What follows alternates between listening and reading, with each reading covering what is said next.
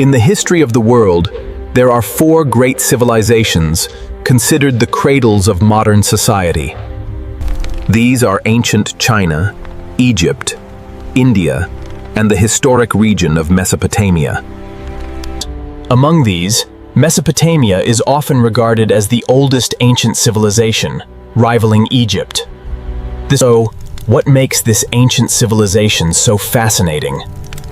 Let us explore its history and secrets.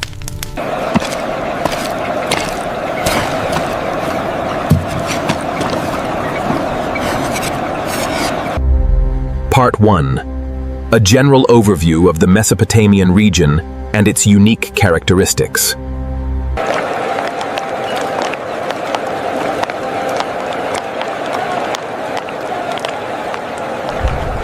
Unlike China or Rome, which began as small groups and assimilated neighbors, Mesopotamia was different.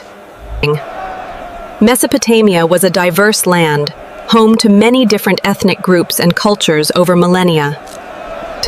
There were periods when one group would rise to power, only to gradually decline and be replaced. Yet, the cultures of these various groups shared many common customs, traditions, and mythologies. The most prominent among these was the Sumerian civilization, a collection of powerful city-states. These city-states were established along the fertile banks of the Tigris and Euphrates rivers. Following Sumer, the Akkadian Empire rose as one of the earliest empires in human history. Later came the greatness of Babylon and the notoriously fierce Assyrian Empire. Mesopotamia, true to its name, means the land between two great rivers. These two rivers are the Tigris and the Euphrates, which brought life to the region. To the north lay dry deserts, while the south was a vast network of marshlands. This unique geography led the ancients to call this land Burunun, meaning the Great Flood. Historically, there was a clear distinction between Upper Mesopotamia in the north and Lower Mesopotamia. Upper Mesopotamia was the hilly region between the rivers, stretching from the highlands down to Baghdad. Lower Mesopotamia stretched from Baghdad to the Persian Gulf, including fertile plains and marshes. Interestingly, Mesopotamia lacked metal resources, making agricultural products their primary trade goods. This reliance on agriculture meant that the climate heavily influenced the daily lives of the people. In Mesopotamian mythology, many important gods were directly associated with natural forces like wind and rain. For example, the supreme god Enlil was a storm deity who once tried to destroy humanity. This reflects how the unpredictable and dangerous nature of the environment shaped their worldview. Furthermore, the flat terrain, with few natural barriers, made the region vulnerable to nomadic invasions. Consequently, the history of Mesopotamia is marked by constant conflict, change, and adaptation. Part 2. The daily life, social structure, and economy of the Mesopotamian people.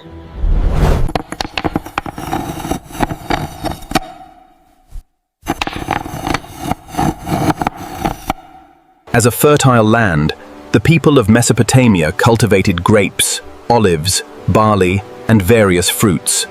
The warm climate and abundant food supply provided favorable conditions for the population to grow.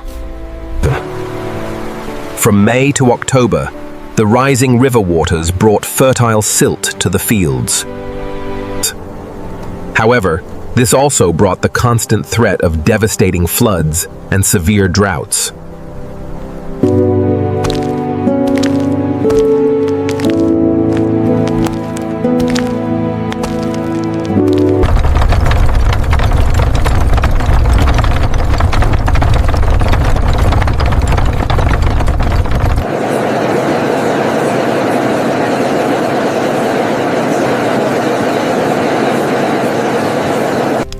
Mesopotamian society was divided into distinct classes, with the king holding absolute power.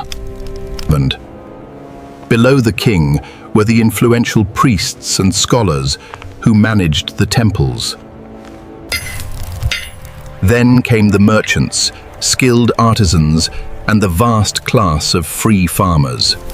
At the very bottom were the slaves, who were often prisoners of war.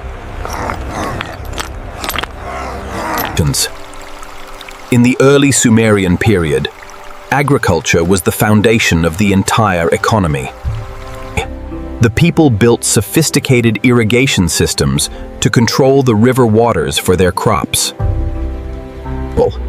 They cultivated date palms, barley, wheat, and various vegetables in abundance.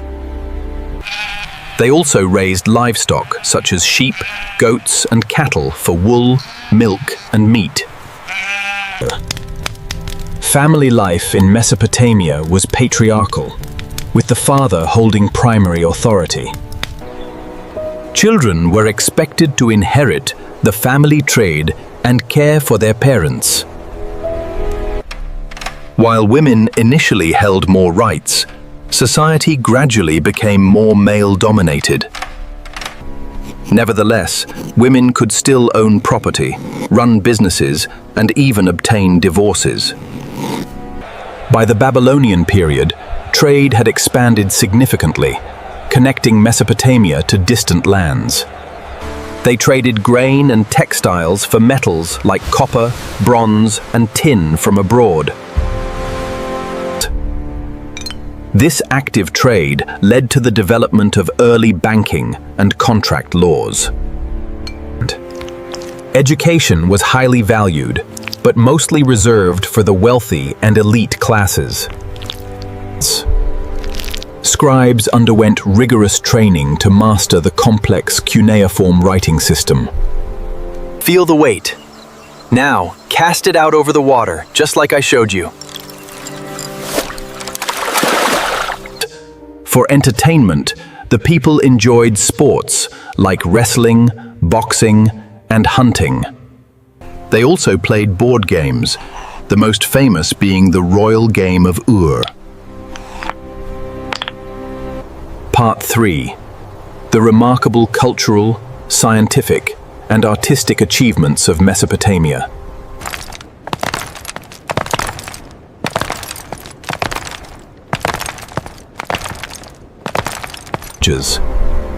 One of their greatest architectural feats was the magnificent Ishtar Gate of Babylon. This massive structure was decorated with glazed bricks of vibrant blue and gold. Their art also included exquisite sculptures, like the famous Gwenul lioness. This ancient masterpiece combines human and animal traits, dating back over 5,000 years. Assyrian art was renowned for its detailed stone reliefs depicting kings and battles. These reliefs often emphasize the king's power with stylized features and grand scale. Mesopotamians were also pioneers in urban planning, designing organized cities. In the Epic of Gilgamesh, the city of Uruk is described as a magnificent metropolis. They used mud bricks, stone, and timber to construct grand palaces and temples. The most iconic Mesopotamian structure was the ziggurat, a massive stepped temple tower. These towers were built to connect the earth with the heavens and the gods. Only priests and rulers were allowed to ascend to the top to perform rituals. The Sumerians developed cuneiform, one of the earliest writing systems in the world. It began as pictographs and evolved into a sophisticated system of symbols. This writing was used to record laws, business transactions, and epic literature. The Code of Hammurabi is one of the oldest deciphered writings of significant length. It contains 282 laws establishing justice and order. Today, this priceless artifact is preserved in a world-renowned grand museum. Part 4. The rich and complex mythology of the ancient Mesopotamian gods.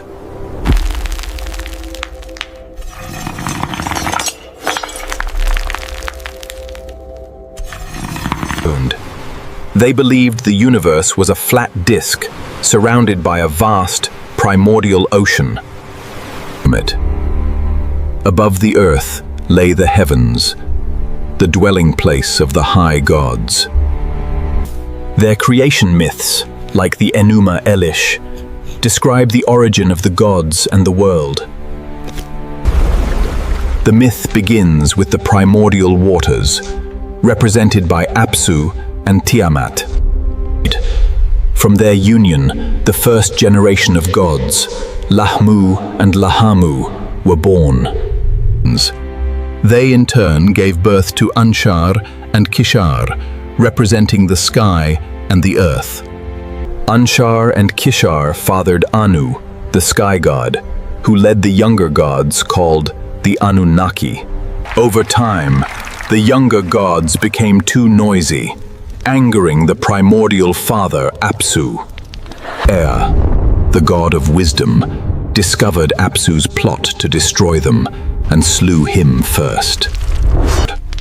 In the remains of Apsu, Ea's son Marduk was born, destined for greatness. Grieving for Apsu, Tiamat created an army of monsters to wage war on the gods. The gods chose Marduk as their champion, granting him supreme authority to fight Tiamat. Marduk defeated Tiamat, splitting her body to create the heavens and the earth. From her eyes, he created the Tigris and Euphrates rivers to water the land. Marduk then established Babylon as the home of the gods and the center of the world. To relieve the gods of their labor, Ea created humanity from the essence of Kingu. Another famous myth is the Atrahasis, which tells the story of the Great Flood. In this myth, Enlil sends a flood to wipe out humanity because they became too noisy. However, Ea warns the wise man Atrahasis, who builds an ark to survive the flood. The Eridu Genesis is the Sumerian version of this creation and flood story. It begins with the goddess Nintu creating humanity and establishing the first cities. The king Ziusudra survives the flood and is granted eternal life by the gods. These flood myths reflect the real, devastating floods that occurred in Mesopotamia. They also had other creation stories, like the myth of the goddess Nammu. Nammu, the primeval sea, gave birth to An, the sky, and Ki, the earth.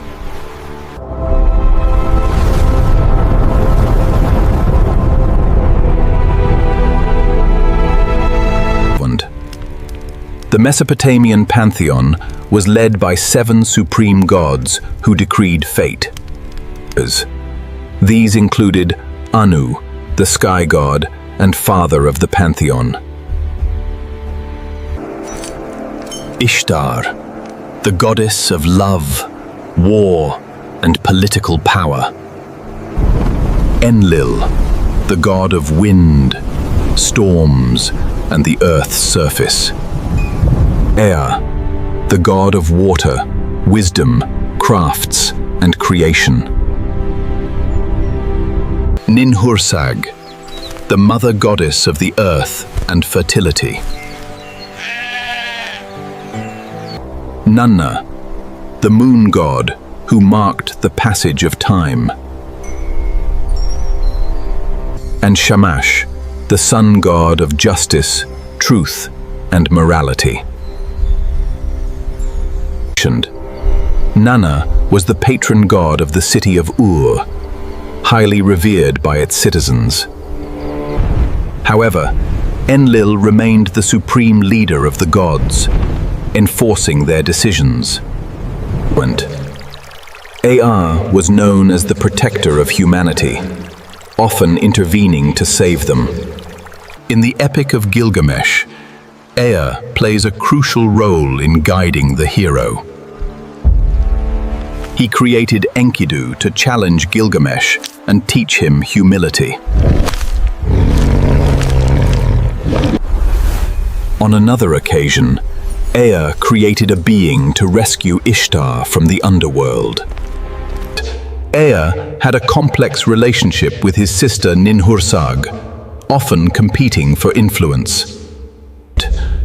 Ishtar was the most popular goddess, representing both love and war. Leaders. Her main temple was the Eana in Uruk, a major center of worship. The myth of Ishtar's descent to the underworld is one of her most famous stories. She married the shepherd god Dumuzid, representing fertility and the seasons. Dumuzid was later forced to spend half the year in the underworld, explaining winter. Their reunion in spring brought life and fertility back to the earth. But Shamash, Ishtar's brother, was the god of justice and the sun. He was believed to see everything, making him the ultimate judge of human actions. Their sister Ereshkigal was the queen of the subterranean realm, a dark and mysterious kingdom. She ruled over the dead with absolute authority, allowing no one to escape. She later married Nergal, the god of plague, who became co-ruler of the underworld. The conflict between Ishtar and Ereshkigal represents the struggle between life and death. At each gate, Ishtar had to surrender a piece of her power and clothing. Finally, she stood powerless before Ereshkigal, who imprisoned her in the underworld.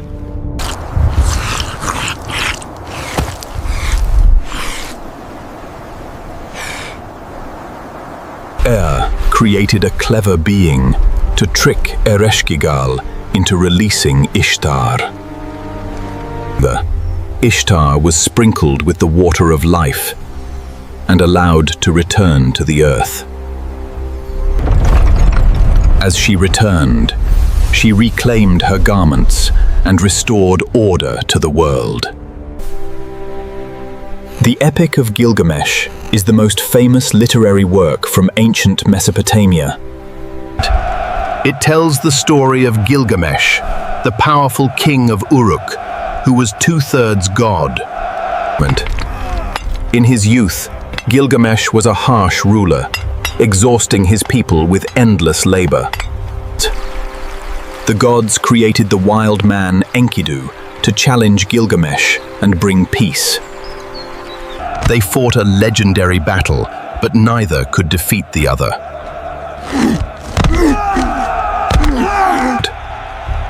Recognizing each other's strength, they became inseparable friends and companions. Together, they set out to slay the monster Humbaba, guardian of the cedar forest. Humbaba was a fearsome beast, but the heroes defeated him with Ea's help. Upon their return, Ishtar fell in love with Gilgamesh, but he rejected her. Furious, Ishtar sent the Bull of Heaven to destroy Uruk and punish Gilgamesh. Gilgamesh and Enkidu slew the bull, but this act of defiance angered the gods. The gods decreed that one of them must die, and Enkidu fell fatally ill. Devastated by the loss of his friend, Gilgamesh realized his own mortality. He abandoned his kingdom and set out on a quest to find the secret of eternal life.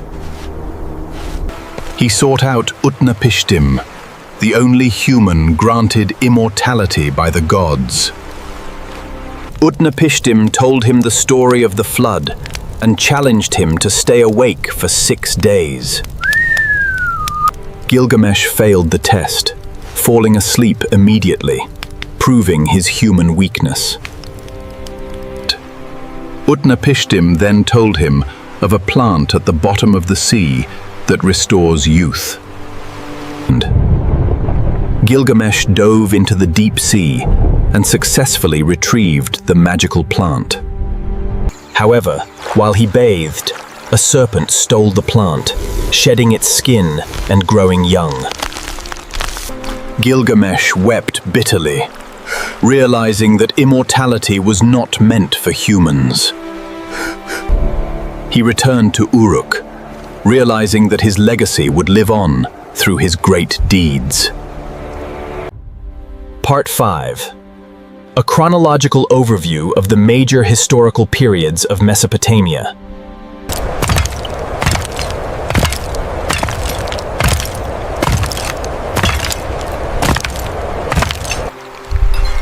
The history of Mesopotamia began with small agricultural communities along the rivers. During the Ubaid period, these communities developed advanced farming and pottery. They built irrigation canals to control the floods and increase crop yields. This surplus of food allowed for the development of specialized crafts and trade. Early religious centers emerged, managing the distribution of food and resources.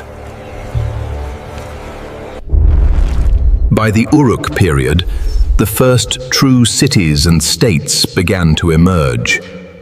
Uruk became the dominant power, with a complex administration and writing system.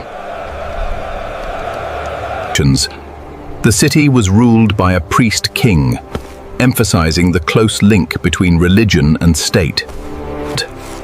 They developed early writing to record taxes, trade, and temple resources. Uruk's influence spread far and wide, establishing trade colonies across the region.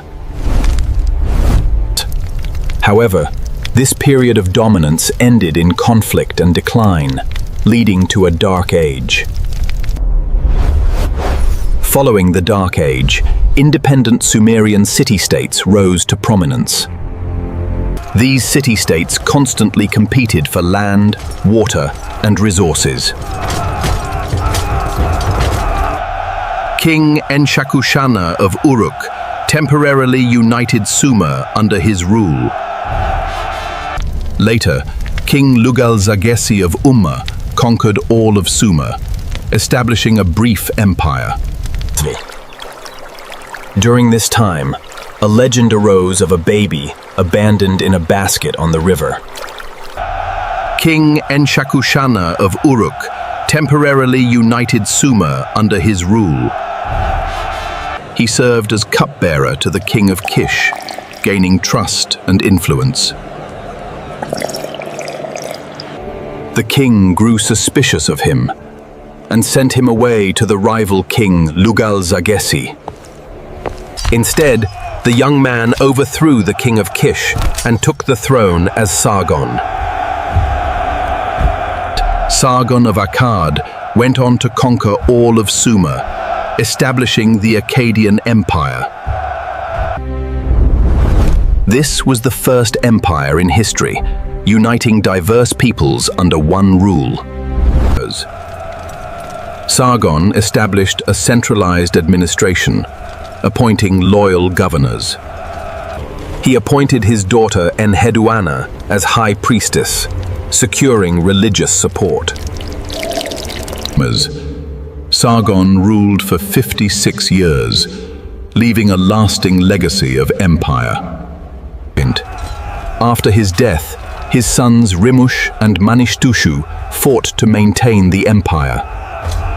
Under his grandson Naram Sin, the Akkadian Empire reached its peak of power. Naram Sin declared himself a god, a first for a Mesopotamian ruler. However, after his death, the empire declined and was destroyed by Gutian invaders. The Gutians ruled for a century, a period marked by instability and decline. Sumerian city-states eventually united to expel the Gutians and restore order. This led to the third dynasty of Ur, a golden age of Sumerian culture. King Ur-Nammu built the grand ziggurat of Ur and established a famous law code. The empire was highly organized, with a centralized bureaucracy and trade network. However, the empire collapsed under the weight of famine and nomadic invasions. Mesopotamia fractured into small Amorite kingdoms, competing for dominance. The Amorites gradually integrated into Mesopotamian society, adopting their customs. Among these, the city of Babylon rose to prominence under its Amorite rulers. In the north, the Assyrian king Shamshi-Adad I established a powerful empire. He ruled with a firm hand, appointing his sons to govern key cities. However, his empire collapsed after his death, leading to a period of conflict. In the south, King Hammurabi of Babylon prepared to unite the region. Through clever diplomacy and military force, Hammurabi conquered his rivals. He established the Babylonian Empire and promulgated his famous law code. Babylon became the cultural and economic center of the ancient world. However, after Hammurabi's death, the empire declined and was sacked by Hittites. The Kassites then ruled Babylon for 4 centuries, bringing stability. They adopted Babylonian culture and language, maintaining their legacy. In the north, the Assyrians rose to power again, conquering Babylon. This led to the Neo-Assyrian Empire, the largest empire yet seen. The Assyrians were famous for their military innovation and brutality. King Ashurnasirpal II expanded the empire and built a grand capital at Kalhu. He hosted a legendary banquet for 70,000 guests to celebrate. The palace was adorned with gold, silver, and magnificent stone reliefs. However, the empire declined due to internal conflicts and succession disputes. King Tiglath-Pileser III restored order, creating a professional standing army. He expanded the empire to its greatest extent, conquering his neighbors. He implemented a policy of mass deportation to secure control over the empire.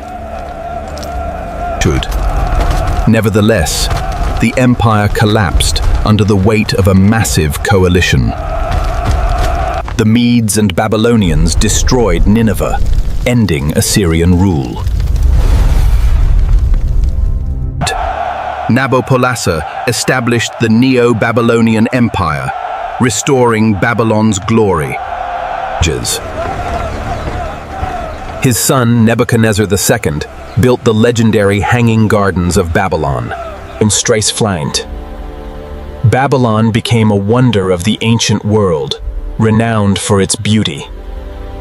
However, the empire was conquered by Cyrus the Great of Persia in 539 BC. This marked the end of independent Mesopotamian rule, as it became a Persian province. Later, Alexander the Great conquered Persia, bringing Greek culture to Babylon. Following Alexander's death, the Seleucid Empire ruled the region, blending cultures. The Romans briefly controlled parts of Mesopotamia, but could not hold it. The Parthians and Sasanians ruled the region, maintaining its strategic importance. In the 7th century AD, the Arab conquest brought Islam and a new era to the land. Baghdad became the capital of the Abbasid Caliphate, a center of Islamic Golden Age. Today, archaeologists continue to uncover the secrets of this ancient land. The legacy of Mesopotamia lives on, a testament to the dawn of civilization. Thank you for joining us on this journey through the history of Mesopotamia.